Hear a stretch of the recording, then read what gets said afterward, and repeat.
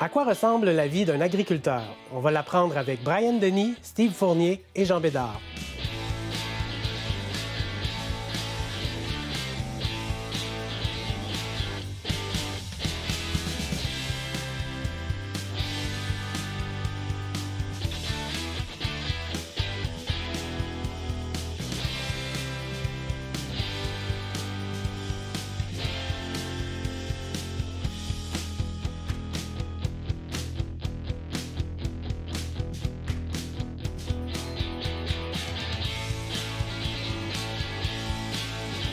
À quoi ressemble la vie d'un agriculteur?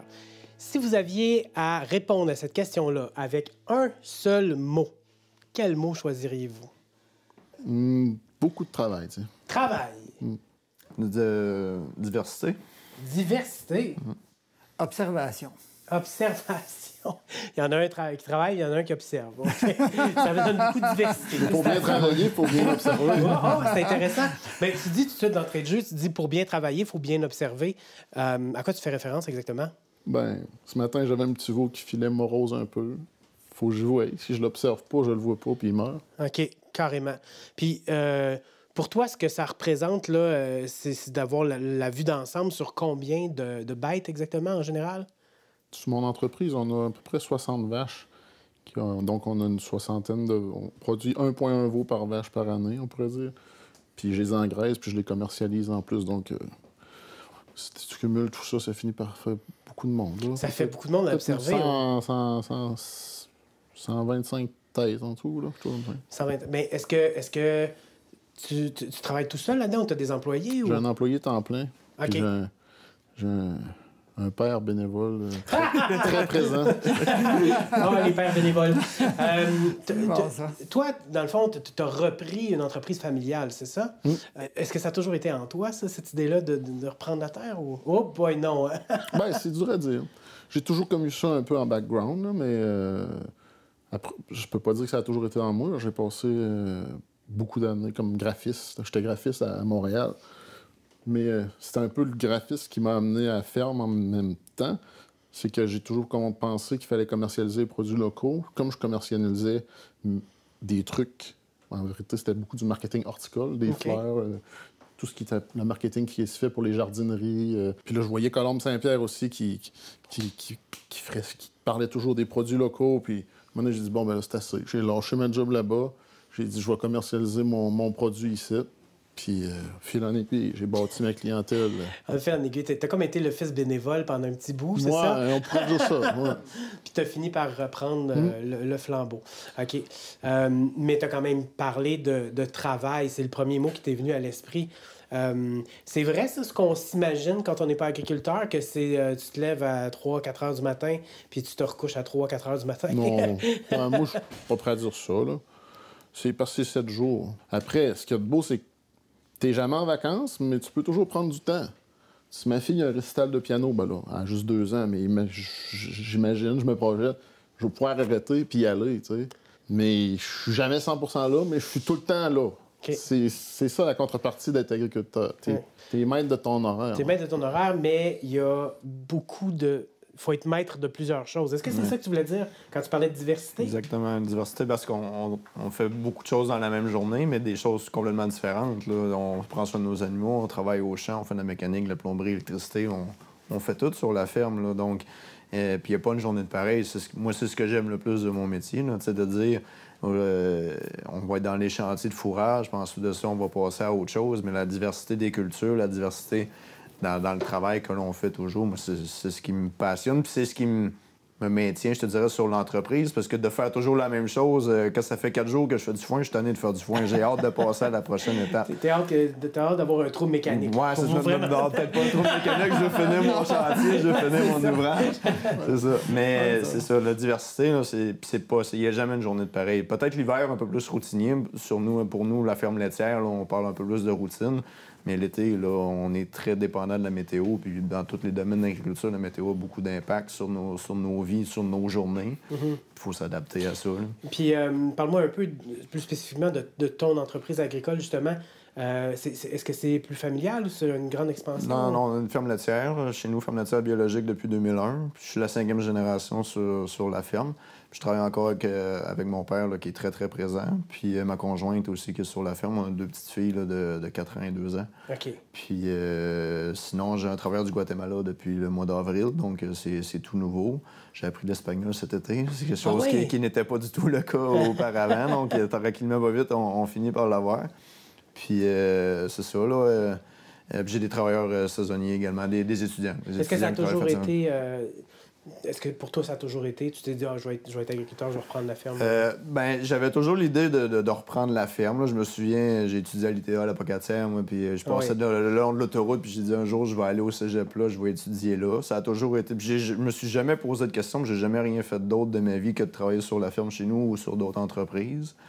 Mais il y a quand même eu un temps de réflexion, je dirais. Là. Suite aux études, là, j'ai travaillé un peu à l'extérieur, puis je voyais comment mon père travaillait fort, puis les sacrifices que ça demandait. Puis mon père, il a eu un cancer là, fin de l'année 2009, puis ça m'a obligé à revenir sur l'entreprise pour prendre sa place pendant 6 mois de temps. Puis je suis jamais reparti après. Là. J'ai vu que j'étais fait pour ça, là, puis ça m'intéressait. Intéressant. Puis ça en est très bien tiré de son cancer, il va super bien. Puis Oui. Mais ça l'a obligé à prendre un temps d'arrêt, puis ça nous a tous remis en question aussi sur l'entreprise, les sacrifices qu'on a à faire. Tout le travail qu'on met. Puis est-ce qu'on est des perfectionnistes beaucoup chez nous? Okay. Ça gruge beaucoup d'énergie ça, à ce niveau-là. Fait que ça a remis des choses en perspective.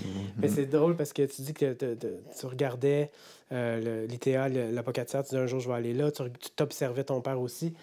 Donc ça va jusque-là, l'observation en agriculture. Pourquoi est-ce que tu avais mentionné spécifiquement l'observation en agriculture? Bien, c'est parce que, tu sais, en tout cas, moi, je me lève le matin, je regarde par la fenêtre, puis du côté de la fenêtre, bien, c'est le grand boss. T'sais. Le grand boss, c'est la nature. Là. Okay. Là, tu sais c'est quoi la température, puis tu regardes, puis tu sais, c'est lui qui mène, dans le fond. C'est la nature qui nous décide. Puis tu as besoin d'observer ça pour mieux... Bien, des fois, on essaye de planifier des choses. On se dit, bien, aujourd'hui, je devrais pouvoir faire ça, de regarder la météo la veille, puis etc. Mais il arrive des urgences, il arrive des situations, il arrive quelque chose, là, tu sais. Puis là, c'est complètement changé. Bien, c'est ça, on choisit pas, là, tu sais. On a un boss, puis... c'est pas nous.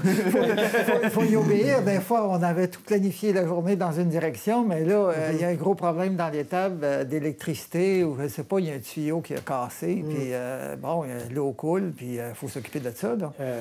Ton type d'agriculture est assez différent de nos autres invités. Parle-moi ça un peu plus. C'est quoi Sagittaire? Bien, nous autres, c'est une fiducie d'utilité sociale agricole. On est consacré à l'agroécologie. Dans le fond, on tente d'expérimenter l'agriculture du futur, c'est-à-dire de faire des écosystèmes nourriciers. Puis je dis tout le temps à nous parce qu'au fond, c'est une équipe de plusieurs projets, plusieurs responsables de projets dans le domaine du potager, dans le domaine des petits fruits, dans des plus grands vergers aussi.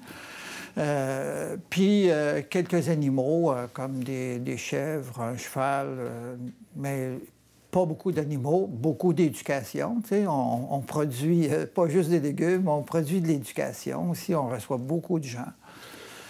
Tu as parlé que tu avais différents types d'agriculture.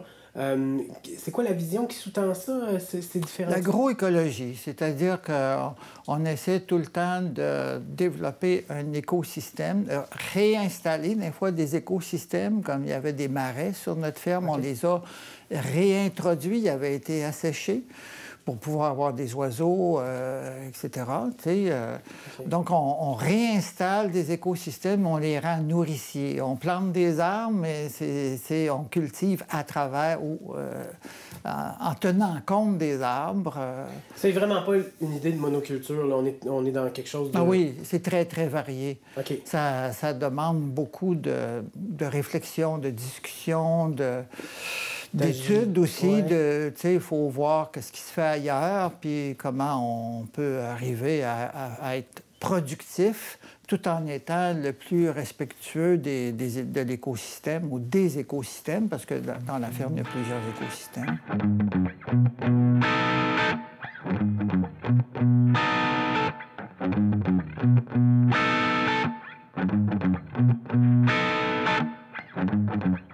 Être un fermier, c'est super facile. J'ai pas mal les bases.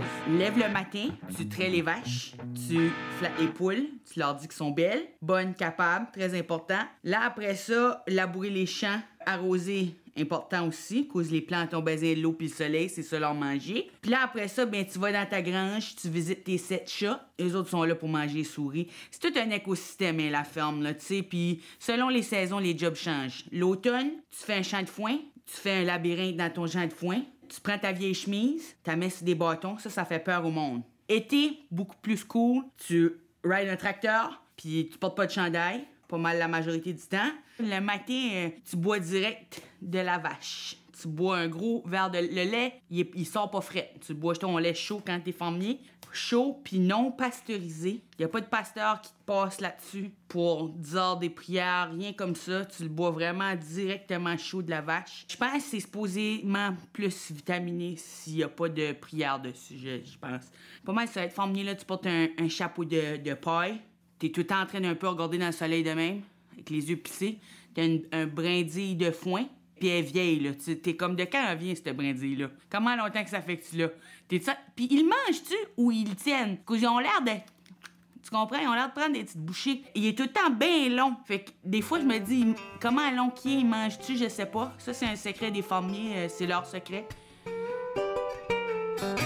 Les changements climatiques, ça affecte pour de vrai? À nous, Bas-Saint-Laurent, on a eu 4 périodes de sécheresse sur 5 ans les dernières années. Là, cette année, ça a été exceptionnel côté pluie. On a eu une très bonne récolte, mais l'an dernier, ça avait été une bonne année, mais les autres années précédemment, là, ça avait été très difficile. Là, sur les fermes, là, le foin était sec, debout dans le champ, il n'y avait rien à récolter. C'était assez incroyable. Je me souviens que ça a été assez tragique. Il y avait question peut-être de demander de l'aide au gouvernement. Oui, c'est ça, exactement. On a eu du soutien. Là. Il y a des programmes d'assurance récolte au niveau du foin qui amènent de l'argent, mais quand tout le Québec en entier est sous sécheresse, c'est où qu'on le prend, le foin. Là, c'est la dernière 2020, là, ça a été assez intense à une bonne partie du Québec. Là. Donc, quand c'est juste une région donnée, c'est pas si pire, on peut se reprendre ailleurs. Là. Mais ça a été quelque chose là, à combattre. Cette année, ça a été pratiquement le contraire. Trop de pluie en début de saison, ça a amené d'autres problématiques. Là, on veut aller avec la machinerie dans le champ, puis il y a trop d'eau, on va briser les sols, puis on retarde. Puis là, c'est la qualité qui est plus présente. On a beaucoup de volume, mais on fait quoi avec ce volume-là? Les animaux sont pas aussi productifs.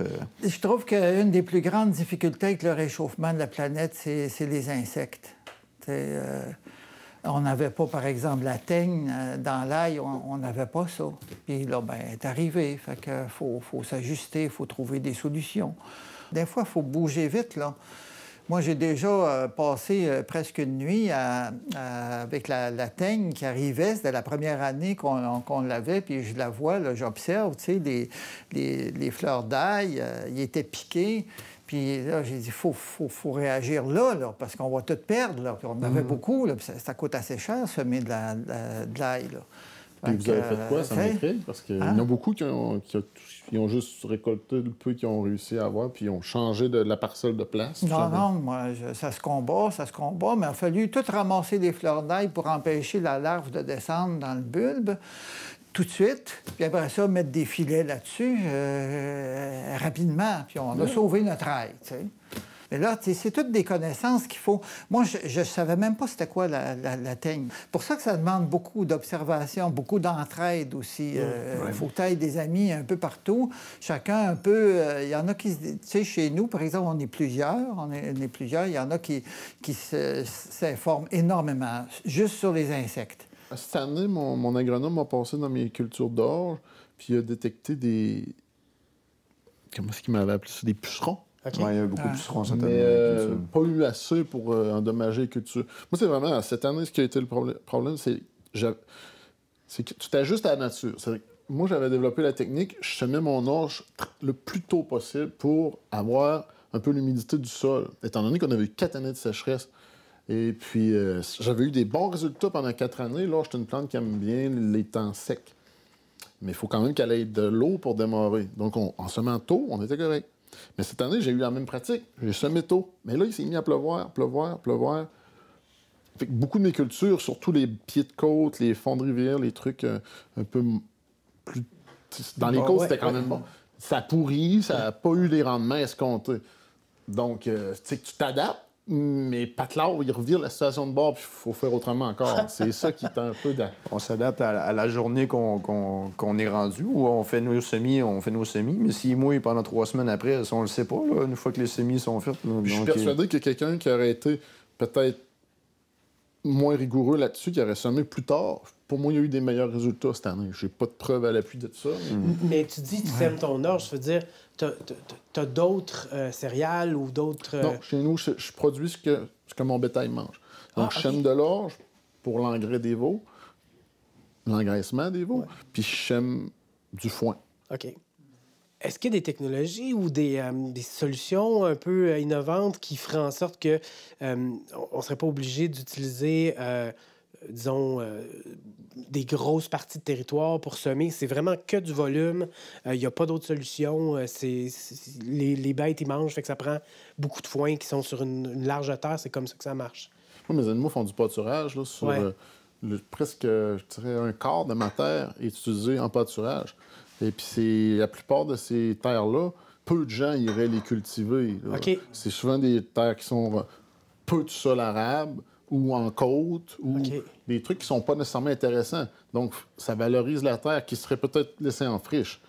Puis, il y a de plus en plus d'écoles de pensée qui tendent à dire que tu n'aurais même pas besoin de ressemer là, au niveau des pâturages. Ouais. La bête va, fait un piétinement, amène des fumiers, la matière organique, bouge la terre, faire sortir des graines. Moi, j'ai des parcelles de pâturage qui n'ont pas été semées depuis 15-20 ans. Puis ils produisent encore. Ils produisent encore. C'est certain que, dans le fond, l'idée, c'est qu'il faut tout de même nourrir. T'sais, moi, je suis bien d'accord. On fait pas une agriculture conventionnelle, mais reste que l'objectif, c'est de nourrir. Puis quand on essaie d'y aller de façon écologique, on se trouve à être un peu comme des éclaireurs. Puis un éclaireur ne peut pas demander aux autres « suivez-moi toutes, là ».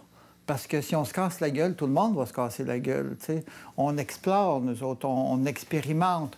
On réussit des fois de très, très bons coups. On réussit certains légumes, on réussit comme plus que beaucoup de monde, avec beaucoup de productivité.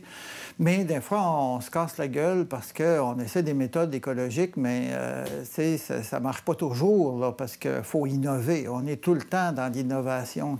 Le gouvernement parle beaucoup d'autonomie alimentaire.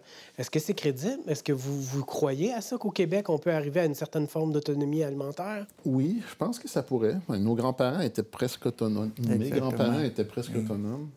Mais c'est sûr qu'il y avait moins de diversité. Puis l'autre chose qui fait que les quotas, ils mettent des quotas de lait. Ils mettent des quotas pour les poulets. Ça, c'est bien. Tu protèges ton prix, tu protèges ta production, puis tu gères l'offre et la demande. Mais pour les autres domaines, sky's the limit, démerdez-vous. Fait que là, tu tombes en compétition avec des gens qui ont, pas d'hiver, ou peut-être pas les mêmes contraintes environnementales, peut-être plein de choses qui peuvent... Des soutiens gouvernementaux beaucoup plus élevés. Entre autres, il peut y avoir des tonnes de choses. Donc, autant je suis contre avoir octroyé une valeur aussi importante au quota, parce que ça empêche les gens de démarrer, autant je suis pour ça. Je pense qu'il devrait y avoir des quotas dans toutes les productions. C'est ça, la philosophie derrière les quotas, là, finalement, là, est-ce qu'il y a quelqu'un qui ça l'intéresse de se lancer dans l'explication? Ben, moi, ce que je connais de la philosophie derrière les quotas, c'est simplement qu'au Québec, tu as besoin de tant de lait, on a des producteurs, vous voulez en produire, ils distribuent le droit de produire du lait. Bon, après, c'est devenu comme l'offre et la demande, les prix ont augmenté, puis tout ça. Puis tu parles de contingentement. Les quotas, c'est des contingentements. Moi, mon grand-père maternel était un des signataires dans les années 50 sur les quotas de poules, les poules pondeuses. Il a été le négociateur du Québec sur le pan canadien au complet. C'est lui qui représentait le Québec pour l'instauration des quotas dans les poules pondeuses dans les années 50. Puis l'enjeu, c'était là, parce qu'il n'y avait pas de prix pour la production. Donc, les gens étaient tous en compétition un contre l'autre, puis c'était toujours à celui qui va vendre le moins cher, au final. Donc, les gens se sont réunis, se sont rassemblés, puis on créé ça avec le soutien du gouvernement, parce que c'est le gouvernement qui gère les frontières, qui gère toute la gestion au niveau du marché, tout ça.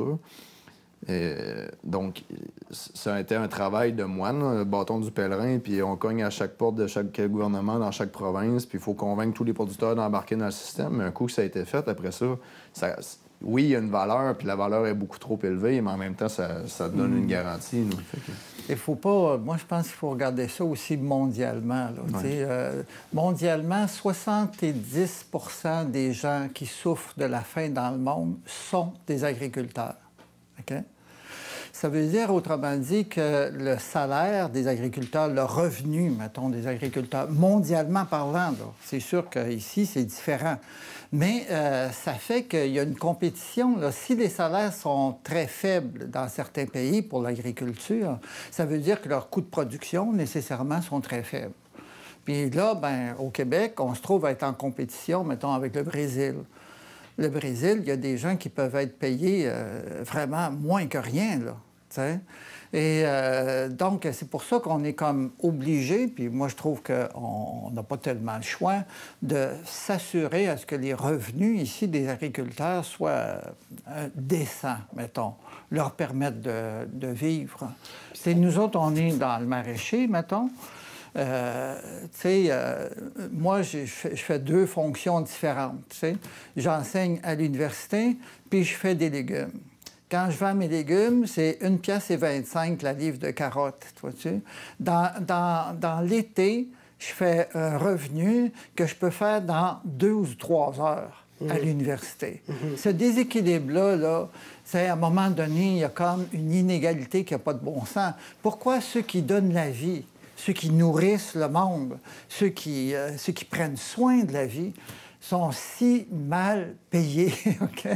Ayant des revenus relativement faibles. C'est sûr qu'il y a beaucoup de déséquilibres. Il y a des gens qui peuvent être relativement bien payés en agriculture, mais dans l'ensemble, mondialement parlant, il y a beaucoup de souffrance de ce côté-là. Fait que le Québec, il faut qu'il lutte contre ça. Ouais. Les quotas, c'est un moyen, puis il y a probablement d'autres moyens, puis on devrait innover même davantage pour avoir d'autres moyens.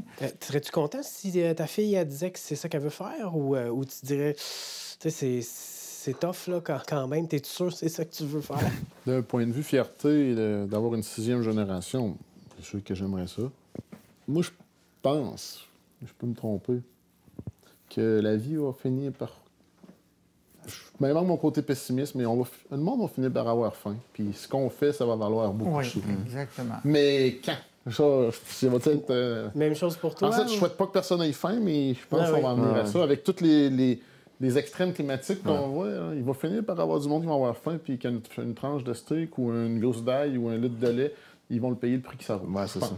Exact. Même chose pour toi, as-tu l'impression que c'est une bonne chose pour tes enfants? Ou... Ben moi, c'est sûr que c'est ce qu'on souhaite. Là, je l'ai repris, la ferme, puis je vois tout le travail qui a été abattu là, par les générations précédentes, puis ils viennent à table, puis ils aiment ça, là, on voit qu'ils aiment ça, mais jamais que je vais les pousser à faire ça, puis jamais je vais les obliger à travailler sur la ferme puis à reprendre ça si c'est pas leur désir. Mais en tout cas, moi, je suis passionné. Mon père l'est, ma blonde, elle l'est aussi. T'sais, on est passionné, on aime ce qu'on fait, puis on va prêcher par l'exemple. Si nos enfants nous voient heureux là-dedans, puis c'est ce qu'ils veulent faire dans la vie, tant mieux. S'ils veulent faire d'autres choses de leur vie, c'est correct. Là. Puis, le gros problème en agriculture, puis je pense surtout, en tout cas, je parle pour ma production, en production laitière, c'est que les gens ont tellement investi sur l'entreprise par le passé, mais ils n'ont jamais pensé à leur retraite. Puis quand vient le temps de la retraite, puis tout le travail qu'ils ont fait dans leur vie, il y a une possibilité d'un montant X.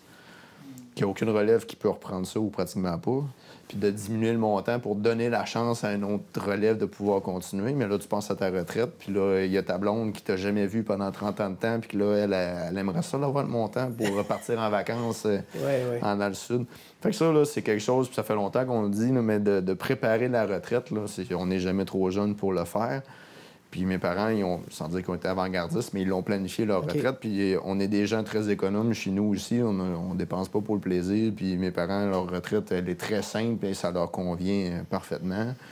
Mais je connais du monde qui ont transféré leur ferme à très petit prix. Puis ils vivent très bien avec ça, puis sont heureux que la ferme continue.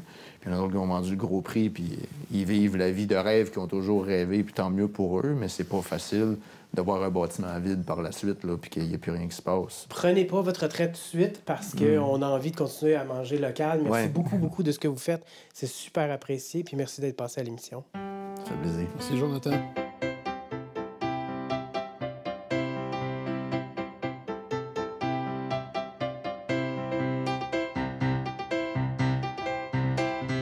Coin. L'agriculture, c'est la vie. Ben oui, la ferme, l'agriculture, tout est dans tout.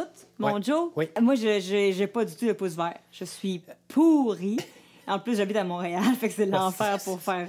Ça cultive mal, là, sur Ça le cultive- Décarie, là. Ça cultive pas super bien dans Hochelaga. Ouais, c'est Puis ce qui m'amenait en fait à penser à, c'est vrai, l'agriculture, on se trouve pas ça vraiment en ville. Il faut avoir plus de gens qui aillent en campagne pour profiter des aliments frais, puis du vrai fumier, puis de tout ça. Alors je me suis dit, peut-être que je pourrais faire quelques petits extraits musicaux qui vont inciter les gens à quitter des slogans promotionnels pour aller en campagne et pouvoir se mettre à l'agriculture. On appelle ça l'attractivité régionale ici. L'attractivité régionale. L'attractivité régionale. Fait Ouais. que je me fais attractive régionalement et je vous offre quelques petits slogans en chanson qui pourraient peut-être inciter des gens à s'installer en campagne ou en région. Alors, on commence avec un très simple. Ici, il y a de l'oxygène. Hein? Ici, il y a de l'oxygène. C'est juste ça. Ensuite, un autre qui est juste très simple. On commence. C'est quoi la vie d'un agriculteur? C'est nous, on est dans les champs. Nous, on est dans les champs. Dans les champs. Dans les champs. Droit au but. Clair. On sait où est-ce qu'on est, en tout cas. On sait où est-ce qu'on est. On a aussi pour ceux qui veulent un petit peu plus de danger, qui se sentent plus rockers, là, que ça va vraiment appeler à leur cœur de rocker. On a un petit Éric Lapointe. 500 000 sans poignée de trafic nous séparent de la grande ville. 500 minutes pour construire 5000, c'est ce qui t'attend sur l'île. Tu peux construire ou conduire, là, les deux, là, ça marche. Là. Alors aussi, pour les personnes qui sont là-bas, dans les fermes, et qui se lèvent et qui font le train le matin, j'ai une petite chanson pour leur quotidien. Je me lève à 5 heures du matin. La moule est dans les mains. Je suis prête à faire le train. Distribuer le grain, voler quelques fraises chez le voisin. Il faut avoir un petit peu d'aventure. Oui. Hein, pas parce que tu vis pas en ville que tu ne peux pas avoir de criminels. Non, je m'en vais. On continue. On a aussi, bon, pour les fans de télé-réalité, parce que c'est pas seulement dans les grandes villes qu'on a une télé-réalité, il y en a aussi dans nos campagnes et nos régions. On a Ce soir l'amour est dans le pré. La seule émission qui me fait espérer. Honnêtement, c'est beaucoup mieux qu'Occupation Double. C'est les seuls, je trouve que... Je sais pas, il y a de l'amour là-dedans, pour vrai. Ensuite, on a... As-tu fait partie des scouts, toi? Non, j'ai Non? pas eu cette chance. On t'a manqué une chanson qui me revient tout le temps, que je veux toujours plugger dans mes medleys, mais elle fit jamais. Là, elle fit en s'il vous plaît. Attention. Lundi, des patates, mardi, des patates, mercredi, des patates aussi. Jeudi, des patates, vendredi, des patates, samedi, des patates aussi. Dimanche, jour du Seigneur, des patates au beurre. C'est tout, c'est juste ça. Mais je suis obsédée par cette chanson. Donc, ça fait le tour des invitations. Venez vous installer en campagne. En fait, moi, j'y pense de plus en plus. J'habite là, mais je vais redéménager en campagne. C'est Redéménage convaincant. plus creux. C'est ça. C'est plus loin. jamais assez creux. C'est ça. Toujours plus loin.